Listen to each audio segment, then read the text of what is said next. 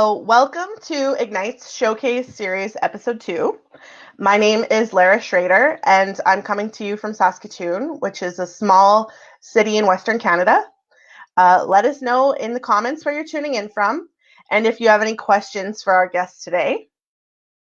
If you don't know what an igniter is an event professional who belongs to the IGNITX family, one who has worked alongside one of the 4 founders and who shares their desire to strive for affordable, sustainable, and impactful sport events and organizations. Hello, everybody joining in. Thanks so much for tuning in this morning.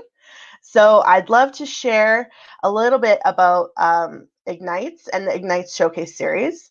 So the main objective of this Showcase Series is to introduce sport professionals within the IGNITX network to the general public.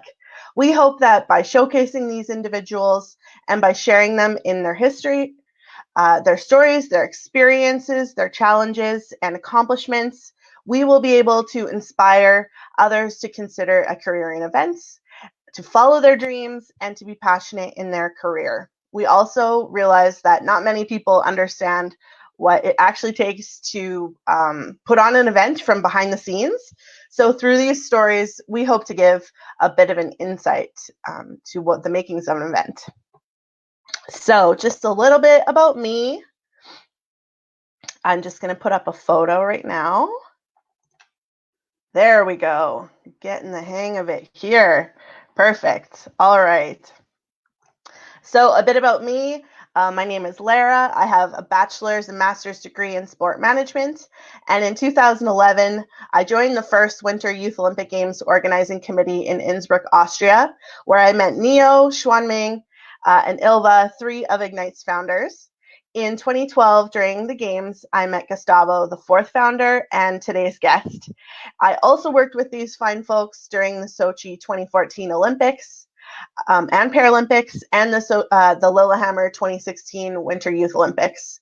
I am a former volleyball athlete, although I've played a lot of sports recreationally, and I'm also a trained coach and a certified referee. You can see me here. I'm just motioning to my second screen with one of Canada's former national team players who happens to be from the city I live in. And as you can see, those are sizes 2 scale, so I'm pretty short.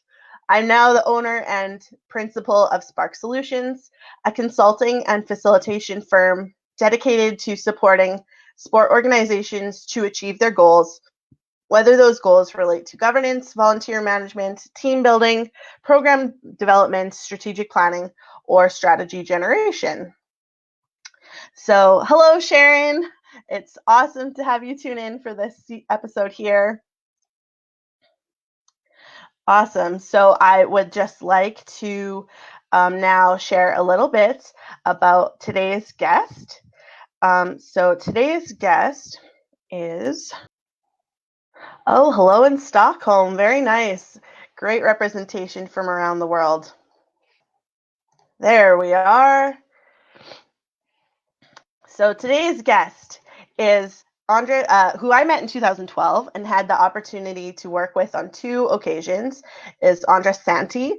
He started his career in tourism sales and in data analysis at Apple, but discovered his true passion whilst volunteering in several sport events. For the past 3 years, Andres has been part of the organizing committees of the Summer and Winter Youth Olympic Games and the Winter European Youth Olympic Festival, mainly working in accreditation and sport entries teams. Currently, he has joined ANOC, the Association of National Olympic Committees, to assist in the planning and further development of the future editions of the ANOC World Beach Games. He speaks 4 languages fluently, which has helped him move around the world and live and work in Spain, Austria, Scotland, Ireland, Argentina, and Switzerland. So, without further ado, I would like to welcome Andres. Good morning. Good morning, Canada. Good morning, Lara. And good afternoon where you are, actually. Exactly. And good morning to everyone else around the world joining us here today. Awesome. So thank you so much for joining me. And so we are excited to chat today. So first thing, where are you in the world? Did you tell us already? No, now I'm in Bern, Switzerland. Perfect. And I also would like to take the chance to, well, first thank you to host me today. I know it's very early in Canada, and thanks for the beautiful introduction. And Thank you. also big thank you to IGNITX for providing the platform today and for believing that my stories are interesting and might inspire some of our spectators today. Beautiful. So, okay, let's kick this off. Tell us, why did you sign up as a volunteer at a sport event in the beginning, and how did your volunteering experience influence your current career path?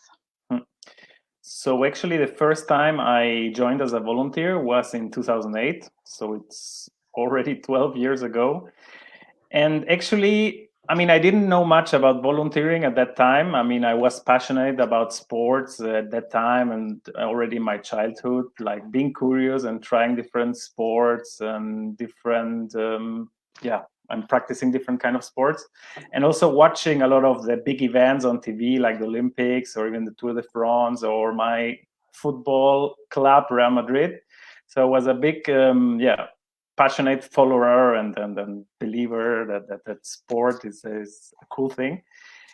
And it was, in fact, at university where a friend of mine, like Wolfgang, maybe he's watching here today, who was telling me about, and he was very excited about having, or he had just signed as a volunteer for the UEFA Euro, and he was telling me how the interview went and persuading me to join. And actually, at that time, I thought to myself very naively, why does an event of such magnitude of the Euro even have volunteers? Nowadays, I think it's very naive to think that the big events cannot run without volunteers, actually. So as he was speaking, I was really getting excited because I don't know, I love so much sports, and it was for me an opportunity to be close to the action, not necessarily close to the pitch, but also to see everything, what happens in the background, all the operations that need to be running, and all the persons that are involved to just stage a football match of just 90 minutes. So this was like the first the first thought I had when I joined in the UEFA Euro 2012.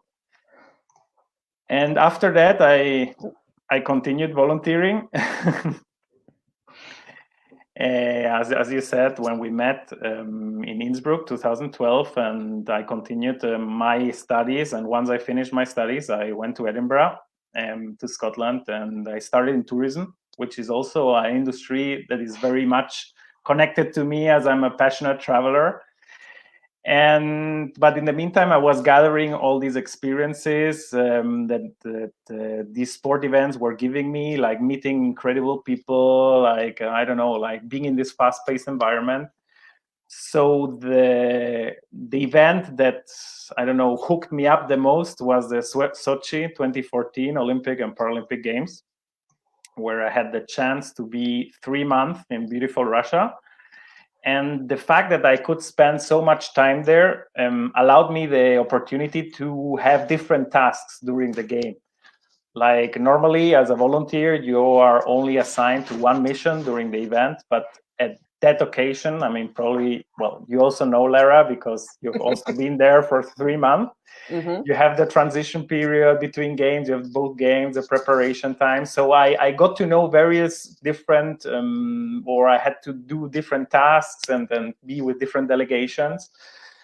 And I got more connected to the organizing committee and to the mission that during volunteering everybody has, that, everybody strives and then works for the same goal. So this is what really got me passionate about sport and about the sports environment, and also the fact that it's a very multicultural environment. This is what I love the most, and where also, as you all know, sport is a universal language, as music. Like, it doesn't matter age, nationality, or gender.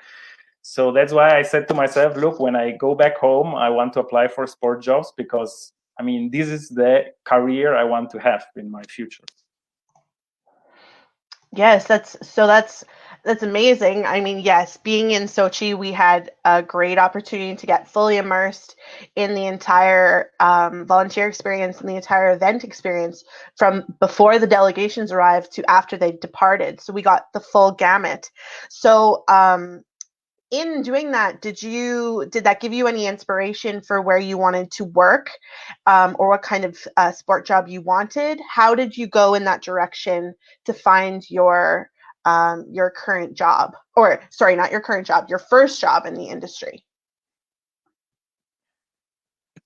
So I didn't really have. I mean, I always worked close together with delegations, so of course I wanted still to be working close with delegations, but actually I didn't mind in which area I would start in, because I just wanted to get started at the beginning and then move on and see what I like and try different things. So as I was saying earlier, when I got back from Sochi home, the first things I did was updating my CV, of course, and it felt like even going back to university in a way, as I was even going to the university library to sit there my 8 hours and call me to do all my job applications, like adapting the covering letters and the CVs to the different job postings. And as time was passing by and by, like I continued applying and applying, and sometimes I heard back from people, sometimes not. Sometimes I even got an interview, but it was quite tough at the beginning. Like I was getting more rejections and more rejections. So I don't know, that kind of frustration built up in me. And in the meantime, then I had to find other jobs in the meantime to keep earning or coming the money in. But my dream was still to work in sports, so I was not giving up. I was still applying and still applying. But yeah, with the time, like I kind of got anxious, like it got to the point that when I was watching and opening Facebook, I was getting really anxious to see all my, I don't know, friends that were working in the event world, like kind of getting jealous that they were having the best time of their life working in something they love, or at least that's what I thought. And that made me really feel anxious and pressure. So at one time I thought, okay, this is not going the right direction. This is not good for me. So I ended up, after 1.5 years trying and over 150 applications and some interviews, I never landed a job. So I said to myself, look, it seems that the universe does not want me and sports to meet. So probably it's the best for me to look for other industries to work in, which is also good. And just keep being a volunteer, which is anyway, in my opinion, the best role at the games you can have, because you enjoy yourself and you don't have responsibility. So when I decided that, I actually got a message in LinkedIn from a headhunter that asked me if I wanted to join Apple in the European headquarters in Ireland for a project in data analysis for the Austrian market. So I was like, wow, I don't know. I don't know many stories where you actually got headhunted for something good. So I was like surprised. To be honest, I was never a fan of Apple or never had an Apple product in my life. But I said to myself, look, it's a multicultural company. Like, as I said before, I love working in a multicultural environment. So let's take the chance and move to Ireland. And that's how I kind of my anxious, and I made peace with myself from the sport world, like got down and I don't know, like I felt really good after that. So with my time in Ireland, I was having a good time with my friends, and the job was kind of okay, and I mean everything was going well. But at one point, like I was needing something, Also, they had announced that they were releasing a position soon, and for a manager position where I saw myself with possibilities, but I also was waiting, and each month the position was not coming up. So at one point I decided, look, I'm 28. I also want to pursue one of my personal goals, and that was traveling through South America. So I said, I can stay here comfortably in Apple in Ireland, or I can try new things, improve my photography, maybe do some writing or something, and trying volunteering jobs in South America. So that's how I decided to go backpacking in South America. So the first, I flew to Uruguay. My first station, had an amazing time, and continued my path through Buenos Aires. And I knew from Facebook that Neo was there. Probably most of you know Neo. She was showcased last week, and she's one of the founders of IGNITX. And I knew she was working there for the organizing committee of the Buenos Aires 2018 Youth Olympic Games. So I wrote her, we met up, we had an amazing time, and I continued my travels. I ended up working as a cook for a small restaurant for a small hotel, in deep Patagonia. Mm-hmm. And then one day, Neo writes me and says, hey, Andres, how are you?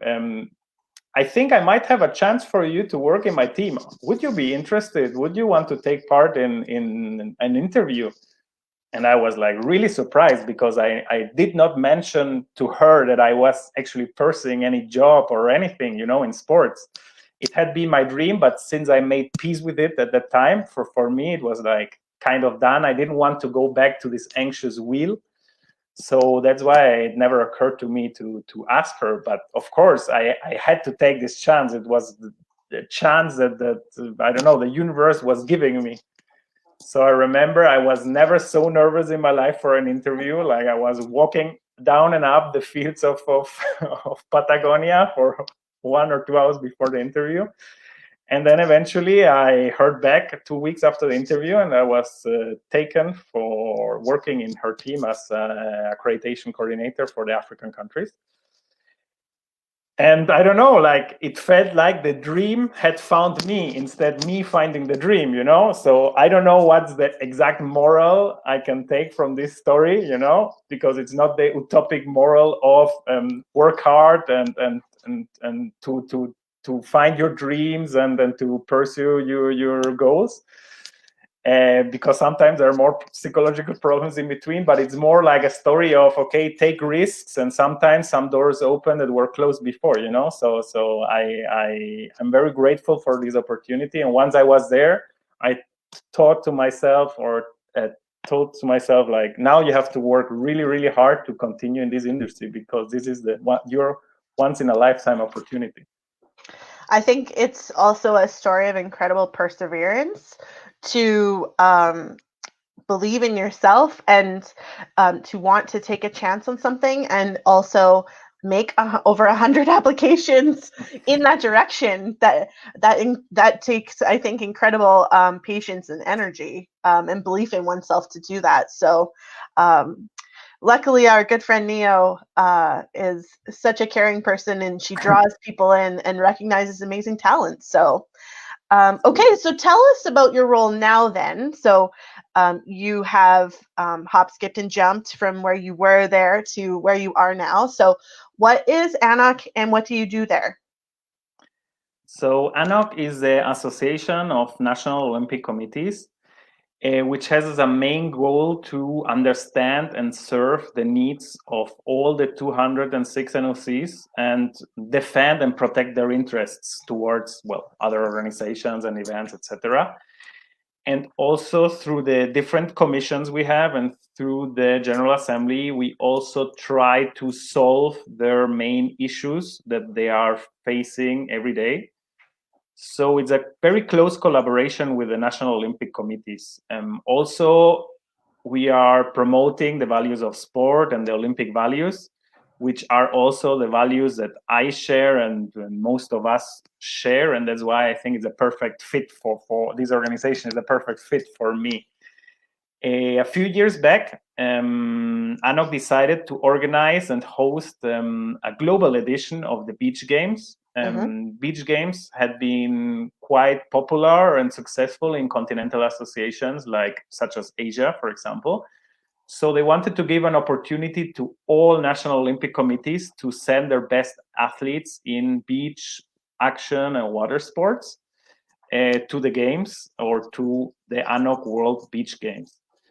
So also one of the objectives as well of these games were giving the opportunity to athletes that are competing in sports and disciplines that are not included in the Olympic program necessarily to have the chance to experience and take part in a multi-games, multi-sport games environment. So that was also one of the missions. And also very important is also we are trying to connect to a new generation of fans that is seeking for games to be hosted more environmental friendly, more sustainable, and more cost efficient. So this is also one of our biggest goals and missions that we have, or at least mine. So my role right now, I'm developing the planning documents and the planning manuals for the future edition of the games. And thanks to my previous experiences in organizing committees and where I have worked, as you mentioned, in accreditation, where accreditation touches a bit of every department a little bit or works with quite a few. So I got with the time like the global idea of an organizing committee, and that is helping me right now a lot in developing these planning documents for hosting the next best ANOC World Beach Games. I forgot to mention that the first edition was last year in Qatar very successfully. So yeah, I'm looking forward to make an even better job next time. No. And is there a host city already picked for the next edition? No, due to the COVID situation, like everything is on hold. So we are just, I think the whole sports world is waiting for the further developments. And how is the COVID pandemic impacting your work right now? So actually, I'm very lucky to say that it's not impacting me so much. I mean, right now I'm working in a very understanding organization. They're providing us with all the, or helping us as much as we can. So I'm working from home instead from the office. It's true that I just joined recently the organization because I just finished working for the Lausanne 2020 Youth Olympic Games. Probably the last or the only big event happening in 2020, sadly. But yeah, I started there like 2-3 weeks. I was in the office, and then I moved home, and I'm working from home since 2 months. But since right now I'm more on planning documents and then on Word, it's rather okay for me. I mean, I have no problem. I would love to go back to the office and see my colleagues and have a kind of social life. But I guess many people out there are having a really, really tough time. So I'm in a really privileged situation right now, and I'm really thankful for that. I mean, here and around the world, many of the sports don't expect to operate for the rest of this year, and many indoor sports lost the majority of their seasons, and many events can't go on. So for myself and yourself who are still working, we both consider ourselves very lucky, and hope we can continue doing what we love. So if any of the people who are watching have any questions for Andres or any comments for him, I would love to share some of those. So for now, I will ask you a question while we wait to see if anyone has any comments or questions. So tell me, what is a funny moment during an event that you would be willing to share with the audience? So, when you work so long with so many people all the time together, so closely, you have a lot of fun events. But I think I want to point out one in particular that happened during the Chefs de Mission seminar in Buenos Aires 2018.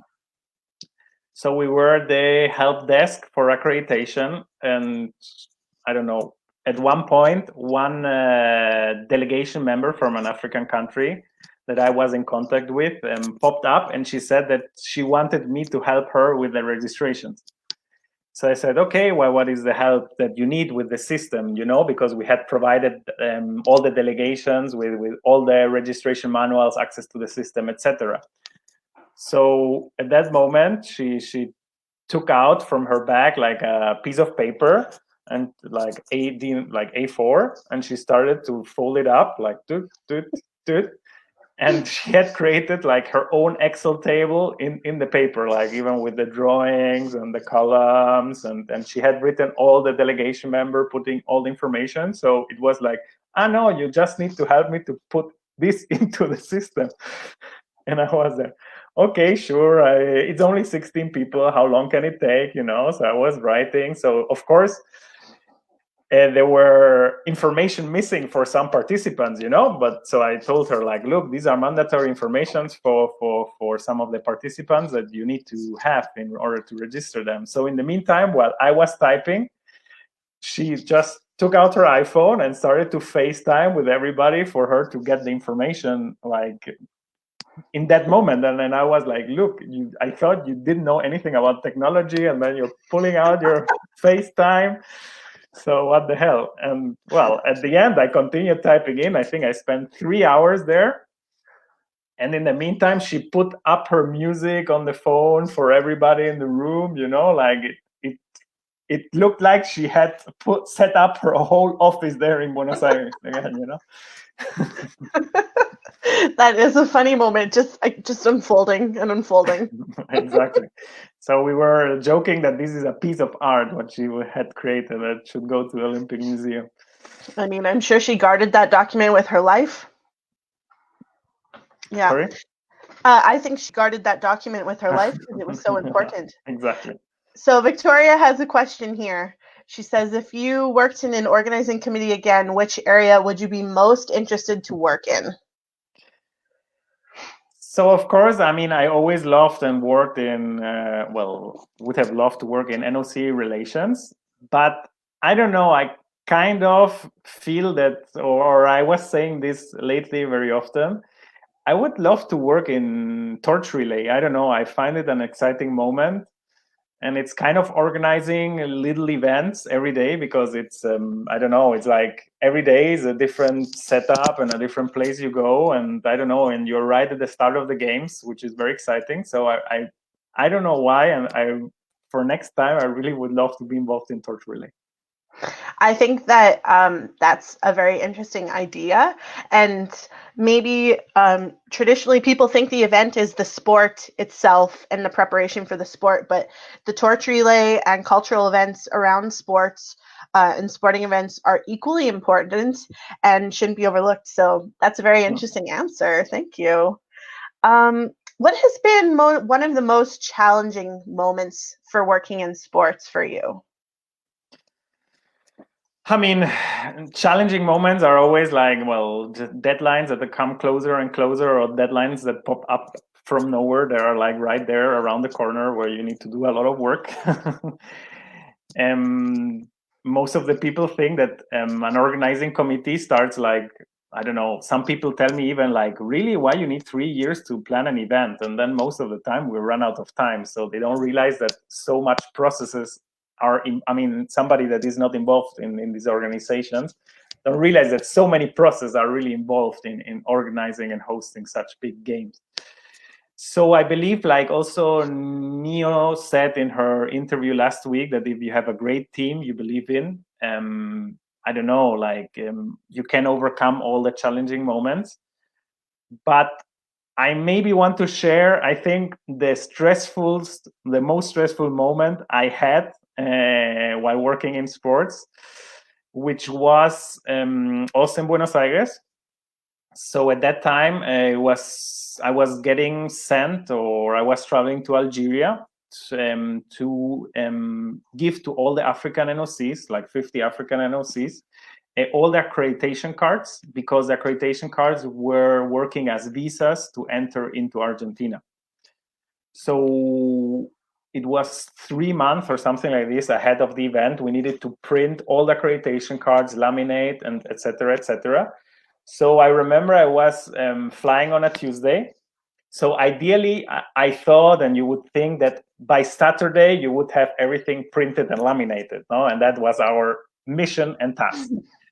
But of course, in order to print the accreditation cards, the Argentinian authorities needed to issue a visa number that needed to be printed on the card. But they didn't go through all the participants at that time. So by this Saturday that I set as my deadline, we had printed everything what we could print, but there were still some African participants and delegates that were not printed because they did not pass this visa process. So on Monday, first thing we did was contacting the Argentinian authorities to tell them, look, this is the priority list. Can you process these people first? So they agreed to do it, but they said, look, the system only gets updated with your system at 4 a.m., you know? So that meant that on Tuesday, 4 a.m. is the earliest time we would have these visa numbers.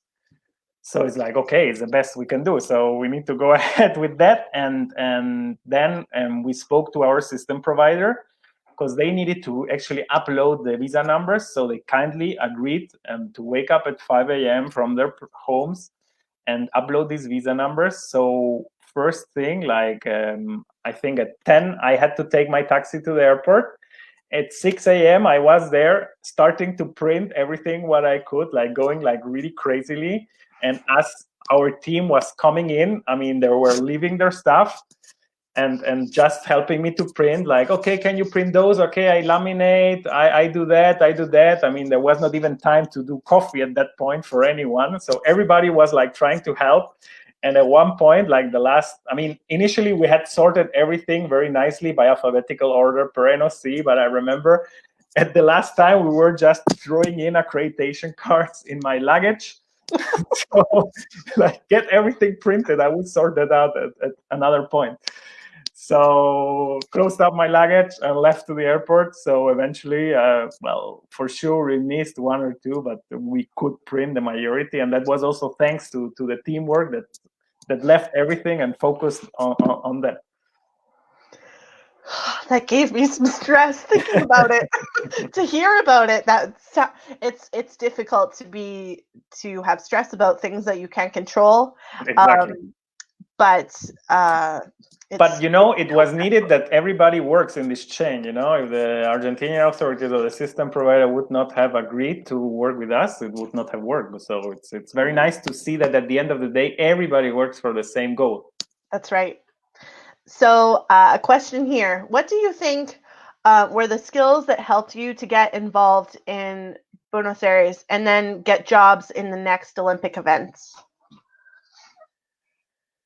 So to be honest, the only skill that was necessary for Neo to take me in that time, in the story I told, was to speak French. Because he was looking for, a team leader for the African NOCs, and half of them, or more than half of them, speak French. But at that time, my French was really rusty, like really, really rusty. So that's why I also was so nervous at that interview that I was telling about. So I remember that I was just speaking French for the 3 days before the interview to get my French up to speed.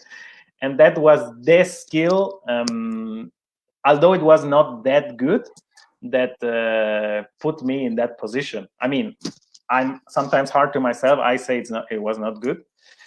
And of course, languages is one of the most valuable skills you have, and because it also takes so long to learn and so long to perfectionize.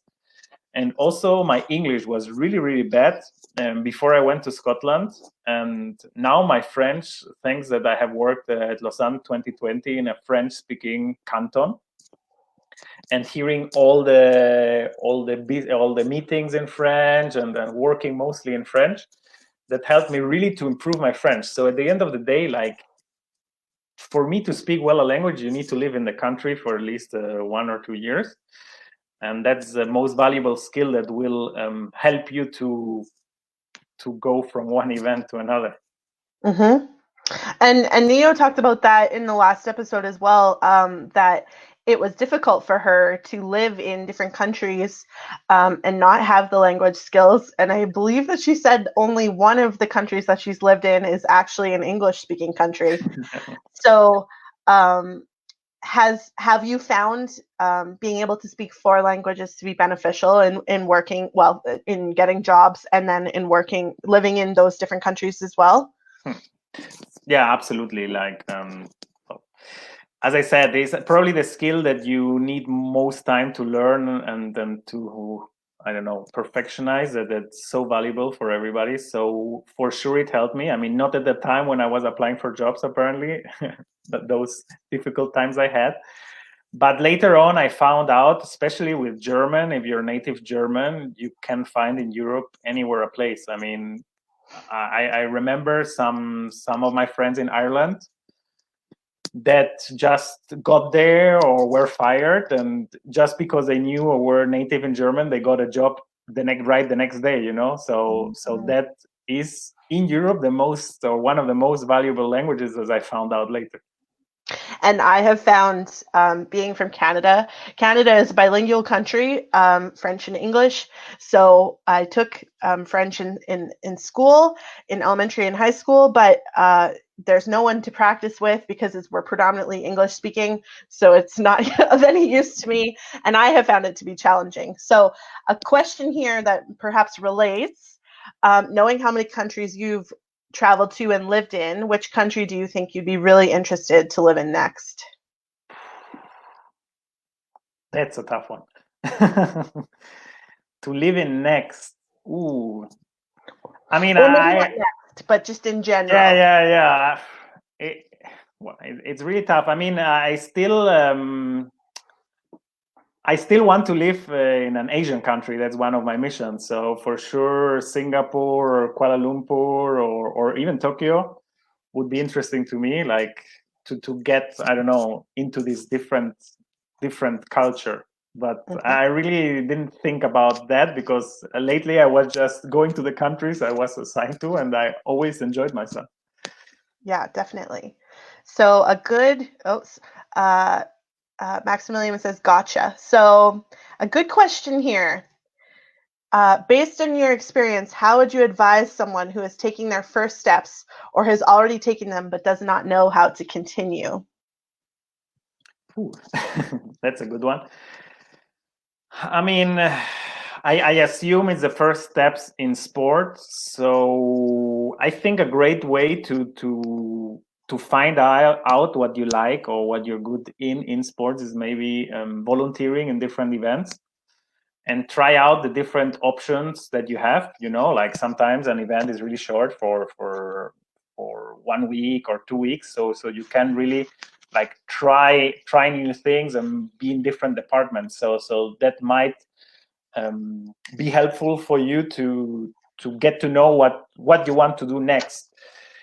Also, it's very important, and I'm very bad in it, is in making connections and keeping, I mean, network, which is really important in the sports world. So volunteering in these different events, like, because I knew Neo from previous events, such as I know you, and I know many people from events, but I'm not this kind of person pushy networking, so I'm not very good. But for sure, it's a good thing to know people in the industry, and that they see how hard you work, so that they have you in mind once an opportunity pops up.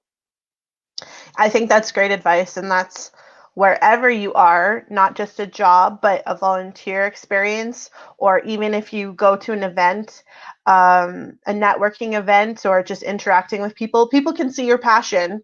I think that's why Neo called you out of the blue. She could see your passion. She knew you were willing to work hard from a previous time that she interacted with you. Mm-hmm. So, okay, so we're down to the last question, maybe just very shortly. Do you have any last words to the viewers who have been so active with sharing questions? And can you tell us anything about episode 3, which will be coming up soon? Well, first of all, I want to thank everybody that tuned in, and thanks very much for the questions. Sometimes I felt challenged, I have to say. And well, I hope that you could get a bit of inspirations by the stories, inspirations of, well, trying new things, being curious, and not necessarily always pursue your professional dreams, but also focus sometimes on your personal dreams, which are also very important. And if you have the chance to volunteer, please do so, as you will meet amazing people there. You get out from your normal environment. Like, I don't know, sometimes you get pushed, I don't know, you push yourself, I don't know, you become more comfortable with yourself. So it's a great opportunity for you to test you. And the last thing I want to say is I wish IGNITX the best success, as I think it's a beautiful project and providing turnkey solutions with to organizations with great professionals and experienced professionals. And most importantly, giving the opportunity to professionals that share the same passion as I have to work in sports to have that opportunity. About episode 3, I must be honest, I don't know much. I just we weren't know told much. it's always a big secret who we showcase next, but I believe that soon there will be a communication. And I know it's the 18th of May, as you have put out, but that's all I know. I am looking forward to it, just like I looked forward to Neo's and I've looked forward to ours. So I want to say thank you, Andres, for sharing your about yourself. I believe it's a story about passion and also about perseverance. And so I also would like to thank the IGNITE's founders for the opportunity to share a bit about ourselves and to be part of IGNITE Showcases. Thank you to everyone so much for tuning in today. And to everyone who is recording at a later date, we invite you to like the video and to comment on it. Find us and IGNITE on social media. Stay safe, stay positive, and see you next time on IGNITE's Showcases. So thanks, everybody. Thanks. A few parting phrases here from a few people. So thanks so much and have a great day, evening, or morning, wherever you are. So thanks so much, everyone. Bye. Bye-bye. Thank you.